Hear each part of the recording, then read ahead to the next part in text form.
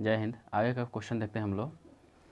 नमन अपने वेतन का 40% खाना, यातायात और आकस्मिक खर्चों पर 5:3:2 के अनुपात में क्रमशः लगाता है। शेष वेतन का 15% बच्चों की शिक्षा पर लगाता है। ठीक है, तो 40% जो खाना, यातायात और आकस्मिक खर्चों पर लगाता है, निकाल लेते हैं हम लोग।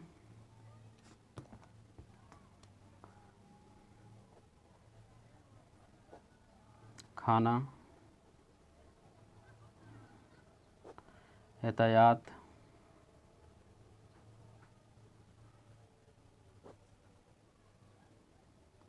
आकस्मिक खर्च। ठीक है, 5:3:2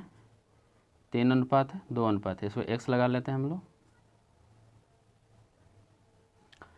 तो 5:3:2 के अनुपात में वो खर्च करता है। तो कितना परसेंट खर्च करता है? 40% वो खर्च कर देता है इस पर। ठीक है, फिर जो बोलता है कि शेष वेतन का 15% बच्चों के शिक्षा पर लगाता है। उसके बाद शेष वेतन का आधा मकान का मासिक किराया देने में चला जाता है। अगर उसका मासिक खाने का बिल, यहाँ से देखने वाली चीज़ है कि उसका मासिक खाने का बिल, मासिक खाने का बिल, ठीक है, 1440 रुपया आकस्मिक खर्च से ज़्यादा है। तो आकस्मिक खर्च कितना है? 2x है। खाने का बिल कितना है? 5x है। तो ऐसे भी ज़्यादा है। तो कितना ज़्यादा है? तो 1440 रुपया के बराबर है। ठीक है, तो 5x - 2x बराबर 1440 रुपया। तो 5x में से 2x चला गया 3x, 3x बराबर 1440 रुपया। तो x बराबर हो जाएगा 3 चौका 12, 2 और 3 8 24, x बराबर हो गया 480 रुपया। तो ये हम कुल खर्च निकाल लेते हैं। ठीक है,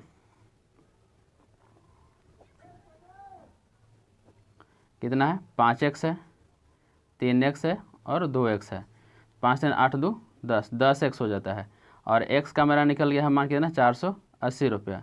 तो ये हो गया 4800 रुपया। ठीक है, तो जो 4800 रुपये जो खर्च होता है वो 5:3:2 के अनुपात में 48 रुपये खर्च होता है।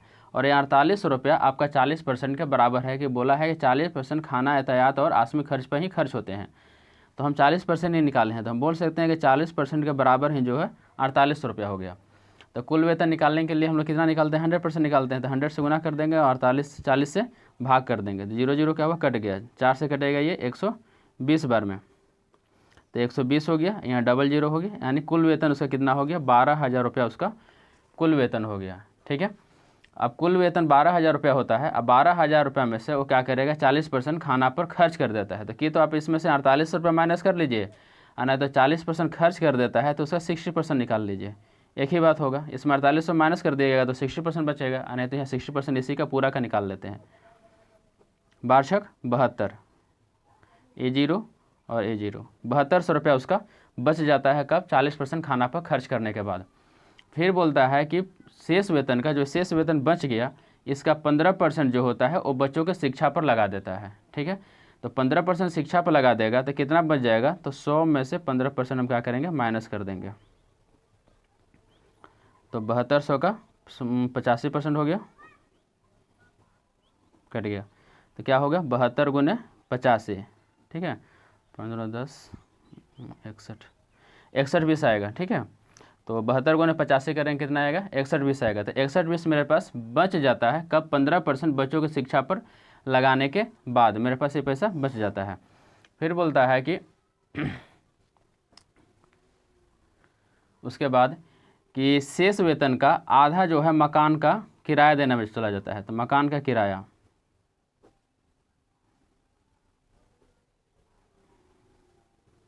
61 20 का आधा चला जाता है 3060। तो ये मकान का किराया कितना हो गया? 3060 हो गया। तो मकान का किराया जो है मासिक किराया है, एक महीना का किराया जो है 3060 रुपीज़ है। तो बोलता है सालाना किराया क्या होगा, मतलब एक वर्ष का। तो 3060 में क्या करेंगे? हम 12 से गुना कर देंगे। 0 12 6 72, 12 36। तो 36 72 0 क्या हो गया? उसका सालाना खर्च हो जाएगा मकान का। ठीक है, तो 36,720 रुपये यही आंसर हो गया।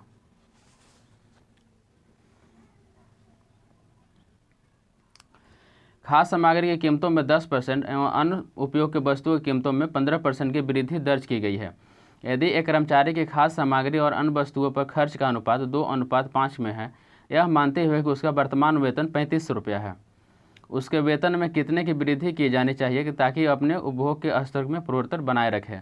देखिएगा यहाँ सिर्फ खर्च दिया है, शेष राशि नहीं दिया है कि इतना का बचत करता है या कुछ होता है, कुछ नहीं दिया है। 10% और 15% वृद्धि हो जाता है, लेकिन जितना भी पैसा उसको बचता है 3500 रुपया जितना भी मिलता है टोटल क्या होता है उसका खर्च ही हो जाता है। तो किस में खर्च हो जाता है? तो खाद्य सामग्री और अन्य वस्तुओं में। ठीक है, तो हम सिर्फ खाद्य लिख लेते हैं और यहाँ क्या होता है अन्य वस्तु। कितने के अनुपात में खर्च होता है? 2:5 को। 2:5 है तो 2x और 5x ले लेते हैं। ठीक है, तो टोटल में 2:5 के अनुपात में उसका पूरा का पूरा 3500 रुपया क्या होता है खर्च हो जाता है। अगर शेष बोला रहा था तो शेष कुछ निकालते, तो हम बोल सकते हैं 2x और 5x जो होता है 3500 के बराबर है। तो 7x बराबर कितना हो गया? 3500। तो x बराबर कितना हो जाएगा? 7 से 35 का जाएगा 5 बार में तो 500। x का मान के मेरा कितना निकल गया? 500 रुपये निकल गया। ठीक है, तो अब देखते हैं खाद्य। खाद हम लिए थे 2x और x का मान निकल गया है 500, तो कितना हो गया? 1000 रुपया हो गया। ठीक है, खाद पर क्या करता है? 10% का वृद्धि हो जाता है। तो वृद्धि कितना हो गया था? खाद का 1000 रुपया है और 1000 रुपये पर क्या होता है आपका 10% का वृद्धि हो जाता है। ठीक है, खाद के वस्तुओं पर यहाँ क्या होता है 10% का वृद्धि हो जाता है। तो कितना का वृद्धि हो गया? 100 रुपया। यहाँ हो गया आपका 100 रुपया की वृद्धि हो गया। ठीक है, फिर उसके बाद बोलता है कि 15% जो होता है किस पे होता है? अन्य उपयोग वस्तु पर। ठीक है, तो अन्य वस्तु निकाल लेते हैं। पहले अन्य वस्तु कितना था? 5x था। x का मान 500 निकला था तो 2500 हो गया। तो कितना का वृद्धि होता है इस पर? 15% का वृद्धि हो जाता है। तो आपका 2500 रुपये पर 15% का जो वृद्धि होता है उससे वृद्धि निकाल लेना है। 15 × 5 = 75 का 5 हाथ बचा 7, 15 दूना 30, 7 37, 375 रुपये का। यहाँ देखिए यहाँ 100 रुपये का वृद्धि हुआ था, यहाँ कितना? 375 रुपये का हुआ। ठीक है, तो कुल वृद्धि कितना हुआ? 100 आप प्लस 375 तो कितना हो गया? 475। तो यही 475 रुपये जो है सामग्री में दाम, मतलब सामग्री में जो बढ़ोतरी हो जाता है 10% और 15% का, तो 475 रुपये का बढ़ोतरी हो जाता है। यही मेरा 475 रुपये क्या हुआ? आंसर हो गया।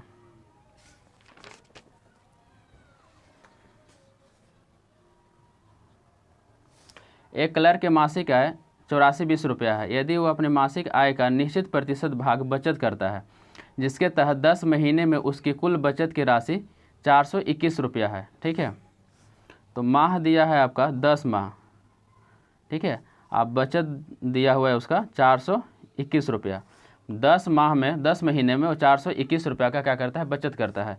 तो एक माह में कितना करेगा? 4 से 21 बटा 10 कर देंगे तो 1 जीरो पीछे से एक ऊपर के पॉइंट बैठा देंगे तो 42.1 हो जाएगा। तो इतना क्या करता है? वो बचत कर देता है। और उसका जो होता है मासिक आय जो है क्या है? 84-20 रुपया है मासिक आय है। तो जो बचत करता है प्रति माह, इसी का क्या करना है? हमको प्रतिशत निकालना है। ठीक है, तो 42.1% निकालने के लिए 100 से गुना कर देंगे बटे टोटल वेतन। टोटल वेतन कितना है? 84-20 है। पॉइंट हटेगा नीचे 1 जीरो आएगा, ये डबल जीरो से डबल जीरो क्या हो? कट गया। इससे देखिए कट जाएगा कितना बार में? 2 बार में कट जाएगा। ऊपर कुछ नहीं बचा, 1 बचा, नीचे का बचा 2 बचा। इसे भाग करेंगे 0.5% की क्या होगा? यही परसेंट निकल गया। इतने वो बचा पाता है 8420 रुपया में। मेरे खर्च और बचत के बीच के अनुपात कितना है? 3:4 है। ठीक है, नेक्स्ट क्वेश्चन है कि मेरे खर्च और बचत के बीच के अनुपात 3:4 है। यदि यह अनुपात 4:3 करना हो तो खर्च में कितना प्रतिशत की वृद्धि करनी होगी? ठीक है, बहुत इजी क्वेश्चन है ये खर्च हो गया, ये बचत कितना हो गया? 3:4 है। ठीक है, ये हम खर्च करते हैं, ये बचत करते हैं। ये इसको अनुपात को हमको बदलना है। कितना करना है? 4:3 करना है। 4:3 करना है। ध्यान दीजिएगा, पहले खर्च करते थे हम 3 रुपया, अब खर्च करते हैं हम 4 रुपया। तो कितना का बढ़ोतरी हो गया? तो 4 - 3 कर देंगे। ठीक है, बढ़ोतरी किससे हुआ? तो 3 से 4 में आया है तो 3 नीचे आएगा। परसेंट बदलने के लिए 100 से गुना कर देंगे। ठीक है, तो 4 में से 3 चल गया 1, 1 × 100 बटे हो जाएगा 3, भाग करिएगा 33.33। यही आंसर हो गया। मिलेंगे फिर नेक्स्ट वीडियो में। जय हिंद।